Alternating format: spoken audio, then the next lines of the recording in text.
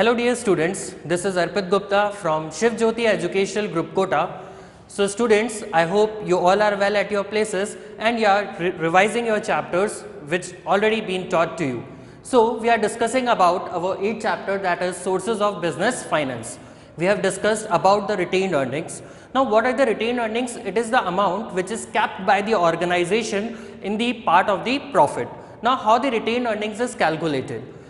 We can see that if the firm is earning a profit, that is a firm is earning 50 lakh rupees profit, then it is take 20%, that is it takes 20% out of 50 lakhs. Now it deducts the interest on the debentures, means जब firm ने loan लिया firm ने 20 lakh rupees का, तो उसमें से कुछ amount उसको किसके लिए देना है, इंटरेस्ट फॉर्म में देना है, जो डिबेंचर्स को हमें पे आउट करना पड़ेगा। तो हम क्या करेंगे, जितना प्रॉफिट हमारे पास आया, फर्म ने जितना प्रॉफिट कैलकुलेट किया, उसमें से हमने 2 लाख किसको दे दिया, as a interest debenture holders को। उसके बाद जो हमारे पास प्रॉफिट आया, ठीक है, क्योंकि हमें पता है जो डिबेंचर पे इंटरेस्ट कैलकुलेट होता है वो टैक्स डिडक्टेबल होता है, मींस उसका रिबेट हमें टैक्स के अंदर मिल जाता है। तो उसके बाद जो हमारे पास आया हुआ है net profit after the before tax, that is जो अमाउंट हमारे पास निकल कर आया उस पर हमें क्या कैलकुलेट करना पड़ेगा, टैक्स कैलकुलेट करना पड़ेगा। So the next step is we will calculate the tax at the given rate in the question. अब ये वेरी कर सकती है आपके क्वेश्चन के अकॉर्डिंग, मे बी ये 20% हो सकती है, 35% हो सकती है, 40% हो सकती है, एज पर दी प्रिवेलिंग रेट। उसके बाद हम क्या करेंगे, टैक्स कैलकुलेट करने के बाद जो हमारा प्रॉफिट आएगा उसको बोला जाएगा profit after tax, because we have deducted the tax from it, so the profit which remains with us is profit after the tax. उस प्रॉफिट में से क्या किया जाएगा, सबसे पहले जैसे मैंने आपको बताया प्रेफरेंस शेयर्स का डिविडेंड, क्योंकि देखो क्या होता है कि जो भी लायबिलिटी हमारे पास होती है उसको मीट आउट करना पड़ता है, तो वो डिविडेंड हमने पे कर दिया 80,000। उसके बाद जो हमारे पास अमाउंट बचा वो चीज किसका बचेगा, इक्विटी शेयर होल्डर्स का, ठीक है। इक्विटी शेयर होल्डर्स को हम लोग क्या प्रोवाइड करवाएंगे, डिविडेंड प्रोवाइड करवाएंगे। और उसके बाद जो नेक्स्ट अमाउंट हमारे पास बचता है वो होता है हमारा रिटेन्ड अर्निंग्स, मींस सारी लायबिलिटीज को मीट आउट करने के बाद अगर फर्म के पास कुछ बचता है वो चीज हो जाती है रिटेन्ड अर्निंग्स। ये वो अमाउंट है जो फर्म अपने पास रखती है अनसर्टेनिटी को मीट आउट करने के लिए, मींस जैसे कि हमने डिस्कस किया कि भाई मेरी मशीनरी खराब हो गई, मेरे को एक्स्ट्रा एम्प्लॉयज रखने, तो उसके लिए जो मेरे को फंड्स की रिक्वायरमेंट पड़ेगी वो कहां से आएगा, इस फंड में से आएगा। अब एक क्वेश्चन हमारे सामने आता है कि भाई इस फंड की जरूरत ही क्यों है। ये फंड की जरूरत इसलिए पड़ती है कि भाई देखिए अगर बिजनेस को ग्रो करना है तो पैसे की रिक्वायरमेंट है। अब मेरे पास ऑप्शन ये है कि मैं खुद का फंड रखूं या फिर लोगों से बोरो करूं। अगर मैंने बोरो किया तो मेरे को क्या पे करना पड़ेगा, इंटरेस्ट पे करना पड़ेगा। तो उससे बेटर है मैं अपने प्रॉफिट में से डिविडेंड डिस्ट्रीब्यूट करने से पहले क्या करते हैं, अमाउंट रिजर्व करके रख लेता हूं ताकि मेरे को किसी से लोन लेना ना पड़े, किसी से बोरो ना करना पड़े। और ये एक ऐसा फंड है जो कंपनी का खुद का है, इसके लिए कंपनी को ना तो कुछ ज्यादा सोचने की जरूरत है और ना कोई फंड अरेंज करने की जरूरत है। तो ये फंड कंपनी रिजर्व में रखती है अपनी अनसर्टेनिटीज को मीट आउट करने के लिए। So students, our next topic is trade credit.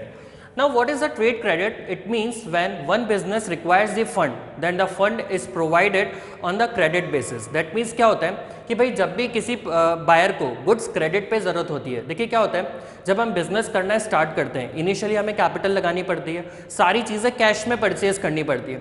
लेकिन जैसे जैसे बिजनेस इंक्रीज होता है, बिजनेस टर्म्स अच्छे होते हैं हमारे होलसेलर्स के साथ, मैन्युफैक्चरर्स के साथ, तो हमें गुड्स क्रेडिट पे मिलना अवेलेबल हो जाता है। तो इसका मतलब क्या हो गया कि भाई मुझे आज पेमेंट करने की ज़रूरत नहीं है, मैं गुड्स सामने वाले से ले सकता हूँ और जब मेरे पास फंड्स होगा या फिर जो टाइम पीरियड उसने मेरे को प्रोवाइड करवाया होगा उसके अंदर अंदर मेरे को पेमेंट करना होगा।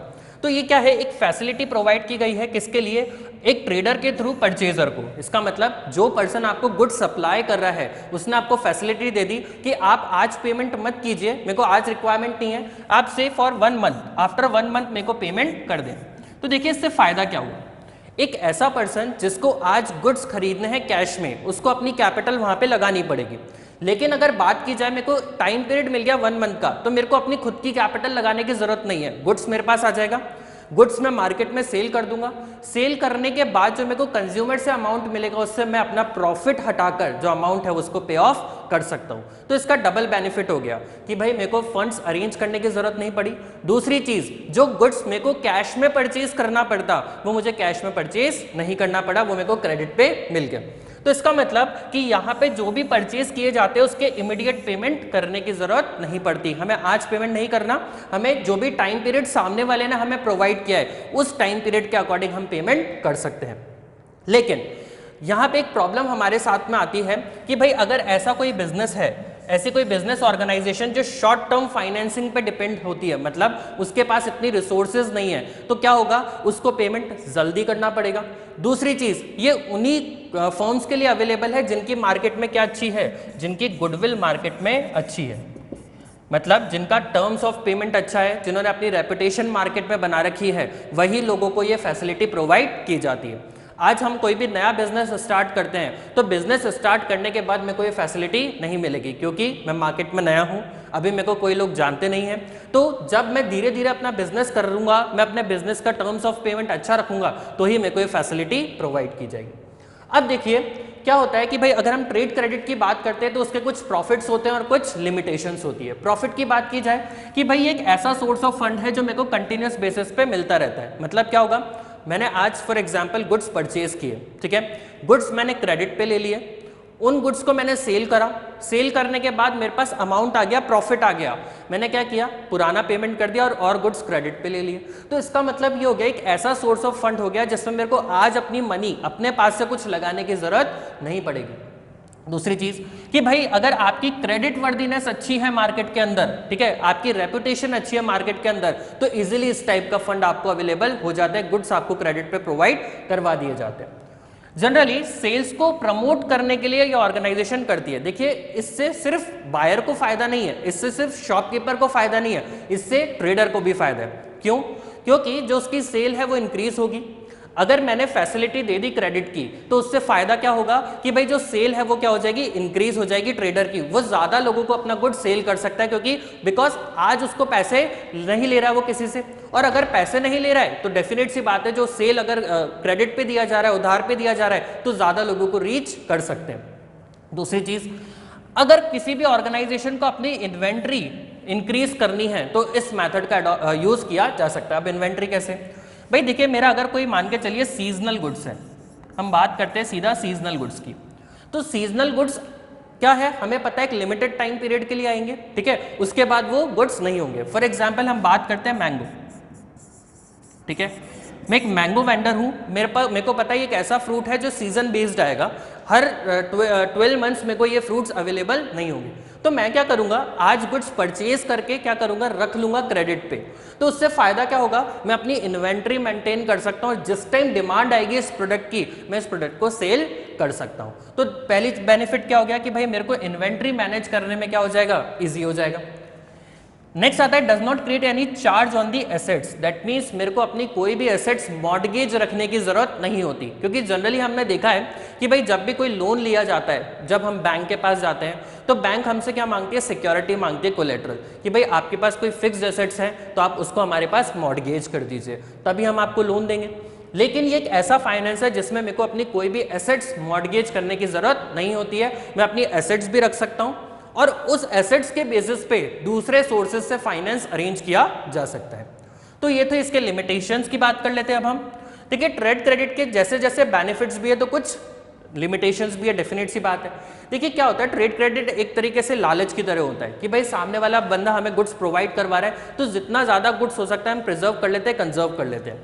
लेकिन उससे क्या होगा, अगर ज्यादा मैंने गुड्स क्रेडिट पे परचेज कर लिया, अगर मैंने ज्यादा गुड्स क्रेडिट पे परचेज कर लिया तो क्या होगा, फ्यूचर अनसर्टेन है, हो सकता है फ्यूचर में कुछ प्रॉफिट ही ना हो मेरे को, लेकिन इन लोगों को तो क्या है, पेमेंट करना पड़ेगा। तो इसका मतलब अगर आपको कोई फैसिलिटी मिल रही है तो इसका मतलब ये नहीं है आपने बहुत सारा गुड्स क्रेडिट पे परचेज कर लिया, अगर कर रहे हो तो उतनी ही लिमिट में करो जितना आप पे ऑफ कर सकते हो। दूसरी, it is only a limited amount of funds can be generated through the trade credit. देखिए क्या होता है, जो सामने वाला ट्रेडर है, ठीक है, वो भी आपको एक सर्टेन लिमिट तक ही गुड्स प्रोवाइड करवाएगा, क्योंकि उसके ऊपर भी लायबिलिटी आ गई ना कि भाई उसने अगर ज्यादा अमाउंट में गुड्स प्रोवाइड करवा दिया और सामने वाले ने पे ही नहीं किया, मतलब उसका सारा फंड्स क्या हो गया, बैड डेब्ट्स में कन्वर्ट हो गया। तो क्या होगा कि भाई उसको तो पैसे की जरूरत है और आपने अगर पेमेंट नहीं किया तो सामने वाले ट्रेडर को क्या हो सकता है, लॉस हो सकता है। तो ट्रेडर भी आपको एक सर्टेन अमाउंट तक ही क्रेडिट प्रोवाइड करता है। दूसरी चीज, ये कॉस्टली सोर्स ऑफ फंड्स है। क्यों भैया? भाई हमने जो गुड्स रखा, हमने जो गुड्स बेच रखा अपने पास इन्वेंट्री बनाकर, अगर वो नहीं सेल हुआ तो लॉस किसका है? हमारा, क्योंकि ट्रेडर तो अपना पेमेंट लेगा ही, ठीक है। उसको तो हमें हर हालत में, अगर हमने गुड्स क्रेडिट पे लिए हैं तो हर हालत में हमें उसको पेमेंट तो करना पड़ेगा, चाहे आपका गुड्स बिके या ना बिके, राइट।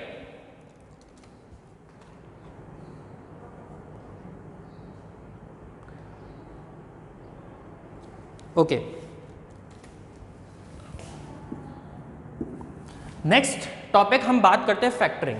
अब देखिए फैक्टरिंग का मतलब क्या होता है। फैक्टरिंग एक ऐसा पर्सन है जो आपके जो भी गुड्स आपने क्रेडिट पे दिया है उस क्रेडिट को रिकवर करने का काम करता है। देखिए क्या होता है इसका प्रोसीजर, उसकी बात कर लेते हैं। देखिए क्या होता है फैक्टरिंग के अंदर, अपन बात करते हैं। देखिए फैक्टरिंग में क्या होगा, एक एजेंसी होगी जो इस काम को कर रही होगी, वो एक पर्सन को अपॉइंट करती है, उस पर्सन का नाम होता है फैक्टर, उसका नाम होगा फैक्टर। ये फैक्टर क्या करेगा, ये बंदा काम करता है कमीशन बेसिस पे। ये काम किसके बेसिस पे करता है? कमीशन बेसिस पे। अब क्या होगा, सपोज आपने जो भी गुड्स हैं वो किस पे सेल किए? क्रेडिट पे, ठीक है। अब जब गुड्स आपने क्रेडिट पे दे दिए तो सामने वाला बंदा तो आपका पेमेंट नहीं करेगा, आपको ही रिकवर करना पड़ेगा। तो आप या तो खुद सारी हैक्टिक लीजिए पेमेंट रिकवर करने की, उससे बेटर क्या है, आपके जितने भी गुड्स क्रेडिट पे सेल हुए हैं या जितना भी अमाउंट आपका उधार में लोगों के पास रखा हुआ है, उस केस में क्या किया जाएगा, वो गुड्स, वो अमाउंट रिकवर करने की जिम्मेदारी हम किसको दे देंगे? फैक्टर को दे देंगे। वो अमाउंट रिकवर करने की जिम्मेदारी किसको दे दी जाएगी? फैक्टर को दे दी जाएगी। अब ये फैक्टर क्या करेगा, सपोज आपसे आपका जितना भी क्रेडिट है उसको परचेज कर लेगा। परचेज करने से फायदा क्या होगा, हमें हमारा अमाउंट मिल जाएगा, ये फैक्टरिंग एजेंसी हमें हमारा अमाउंट दे देगी, और जो अमाउंट है उसमें से कुछ कमीशन हम किसको दे देंगे? वो कमीशन हम दे देंगे फैक्टर को। तो इसका मतलब क्या हुआ कि सपोज हमारा 100 रुपीज़ का कोई क्रेडिट गुड्स हमने दिए हुए हैं, इसमें से हमने क्या किया, 10 रुपीज़ तो इसका कमीशन हो गया जितने में हमने फैक्टर को वो सेल किया था, और जो रिमेनिंग 90 रुपीज़ है वो हमें आज मिल जाएगा फैक्टरिंग एजेंसी से। तो फायदा क्या हुआ, हमारा आज पेमेंट रिकवर हो गया, हमें इतनी हैक्टिक लेने की जरूरत नहीं हुई, और दूसरी चीज़ क्या हुई कि जो गुड्स हमने सेल किया अब उसको रिकवर करने की जिम्मेदारी किसकी हो गई? फैक्टरिंग एजेंसी की जिम्मेदारी होगी। तो जब हम बात करते हैं कि भाई फैक्टरिंग का मतलब क्या है, कि भाई फैक्टरिंग एक ऐसा पर्सन है जो सर्विस देता है फैक्टर सर्विसेज। इसका मतलब अमाउंट रिकवर करने की जो जिम्मेदारी है वो किसकी चली गई? फैक्टरिंग एजेंसी को हमने जिम्मेदारी दे दी।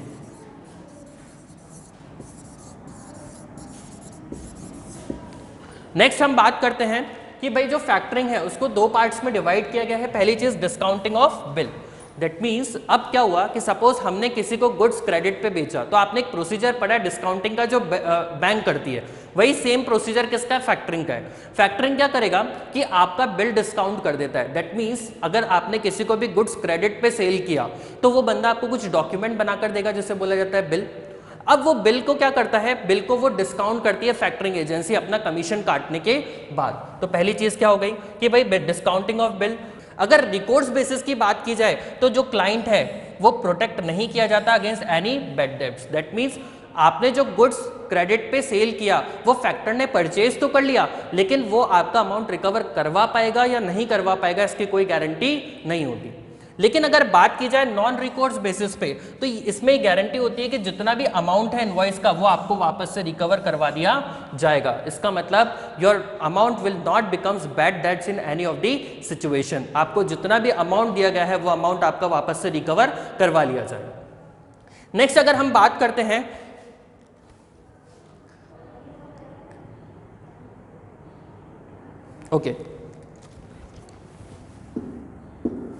नेक्स्ट अगर बात की जाती है आपकी क्रेडिट वर्दीनेस की इंफॉर्मेशन प्रोवाइड करवाता है फैक्टरिंग। क्रेडिट वर्दीनेस का मतलब क्या हो गया कि अगर हम किसी भी पर्सन से बिजनेस करना चाहते हैं और अगर उसको क्रेडिट पे गुड्स देते हैं तो क्या उसकी इमेज है सोसाइटी में, क्या वो अपने लोन्स को वापस से रीपे कर पाता है या फिर नहीं कर पाता। देखिए जब हम बिजनेस की बात करते हैं तो आपकी क्रेडिट वर्दीनेस अच्छी होनी चाहिए। जैसा आपने सुना होगा बैंक आपका सिबिल स्कोर मेजर करती है लोन देने से पहले, तो वो सिबिल स्कोर क्या है, वो that is your credit worthiness, कि भाई अगर हमने इस पर्सन को लोन दिया तो क्या ये हमें वापस दे पाएगा या फिर नहीं दे पाएगा। तो ये चीज अगर सामने वाले को फैक्टर बता रहा है, एक ऐसी एजेंसी बता रही है कि भाई आप इस पर्सन को लोन दे सकते हो, इसका लोन रिकवर किया जा सकता है, तो एक इमेज क्रिएट हो गई और सामने वाले के माइंड में भी टेंशन खत्म हो गई कि भाई ये पर्सन मेरे को लोन वापस से दे देगा। अब इसके लिए क्या होता है, जो भी सर्विसेज फैक्टर आपको देता है उसके लिए वो क्या करता है, अपनी फीस चार्ज करता है, fees in the form of commission, जो हमने बात करी थी। नेक्स्ट अगर बात करते हैं हम लोग इसके मैरिट्स। देखिए मैरिट्स की बात क्या हुई कि जो भी फंड्स रिकवर किए जाते हैं फैक्टरिंग के थ्रू वो चीपर होते हैं। ऐसा क्यों? क्योंकि हमें कोई टेंशन लेने की जरूरत नहीं होती। देखिए फंड हमने किसको सेल कर दिया, फैक्टर को सेल कर दिया। सेल करने के बाद क्या फायदा हुआ कि जो फंड सेल किया गया अब उसको रिकवर करने की जिम्मेदारी किसकी हो गई, फैक्टर की हो गई। हमारी जिम्मेदारी खत्म हो गई क्योंकि हमें तो अमाउंट आज की तारीख में मिल चुका है।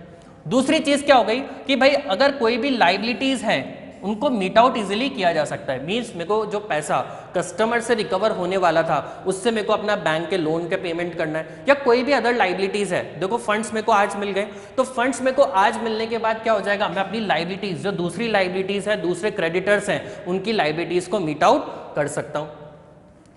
अब देखिए क्या होता है कि भाई जो फैक्टरिंग है इसका प्रोसीजर एकदम डेफिनेट होता है। मींस अगर इसने बोल दिया कि हम आपका फंड रिकवर करवा के देंगे तो ये श्योरिटी हो जाती है कि आपको हर हालत में फंड मिल जाएगा। दूसरी चीज सबसे बड़ा बेनिफिट कि भाई हमें अपनी एसेट्स के ऊपर चार्ज क्रिएट करने की जरूरत नहीं होती। इसका मतलब क्या है कि हमारी एसेट्स कोई भी मॉर्गेज, जैसे हम बैंक से लोन लेते हैं तो अपनी कोई ना कोई एसेट हमें मॉर्गेज रखनी पड़ती है, गिरवी रखनी पड़ती है। लेकिन अगर फैक्टरिंग की बात की जाए तो फैक्टरिंग में ऐसी कोई भी सिचुएशन नहीं होती, हमें अपनी प्रॉपर्टी मॉर्गेज रखने की जरूरत नहीं पड़ेगी। अब दूसरा फायदा क्या कि भाई जो क्लाइंट है उसको अपना अमाउंट रिकवर करने की टेंशन लेने की जरूरत नहीं है, क्योंकि सारी चीजों को कंट्रोल कौन कर रहा है, फैक्टर कर रहा है। हमें पैसा आएगा इस बात की श्योरिटी हो गई, तो हम अपना ध्यान किसी और एक्टिविटीज में लगा सकते हैं, जैसे प्रोडक्टिव एक्टिविटीज, अपनी सेल को इंक्रीज करने के लिए दूसरी इंपॉर्टेंट एक्टिविटीज पर ध्यान लगाया जा सकता है। नेक्स्ट हम बात करते हैं इसके लिमिटेशंस की।